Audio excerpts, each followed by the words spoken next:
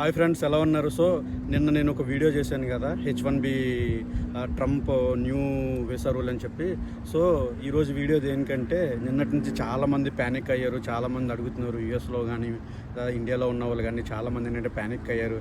Special ఏంటంటే present out side the country ఉన్న వాళ్ళు కూడా వాళ్ళు చాలామంది ప్యానిక్ అయ్యారు అనమాట. ఈవెన్ దో వాళ్ళకి వ్యాలిడ్ H1B వీసా ఉన్నా సరే వాళ్ళు మళ్ళీ 100K పే చేయాలా, $100K పే చేయాలని చెప్పి అంటున్నారు. సో ఈరోజు వచ్చిన న్యూస్ ఏంటంటే, White House press secretary Karoline Leavitt ఎక్స్లో కూడా పోస్ట్ చేశారనమాట. ఏంటి దిస్ వీసా, ఈ రూల్ ఏంటి అంటే ఈ సెప్టెంబర్ 21 నుంచి అప్లికేబుల్ అవుతుంది ఫర్ న్యూ H1B వీసాస్కి అనమాట. ఆల్రెడీ మీకు వ్యాలిడ్ వీసా ఉన్నా లేకపోతే ఆల్రెడీ H1B హోల్డ్ చేస్తున్నా సరే ఈ రూల్ అయితే మాత్రం ఉండదు. So no need to panic about అనమాట. 100K పే చేయాల్సిన అవసరం ఉండదు.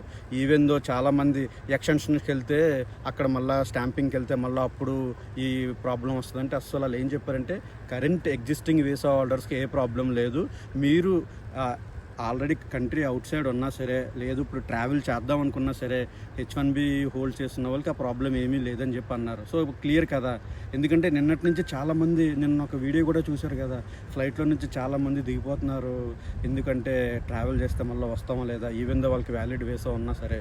ఓకేనా, నాకు తెలిసిన ఆయన కూడా ఒక ఆయన ఇలా ప్లాన్ ఒకటి క్యాన్సిల్ చేసుకున్నాడు, ఫ్లైట్ కూడా క్యాన్సిల్ చేసుకున్నాడు అనమాట అప్పటికప్పుడు. ఎందుకు మళ్ళీ వెళ్తే మళ్ళీ వస్తామో లేదా, even though they have valid H1 visa అనమాట.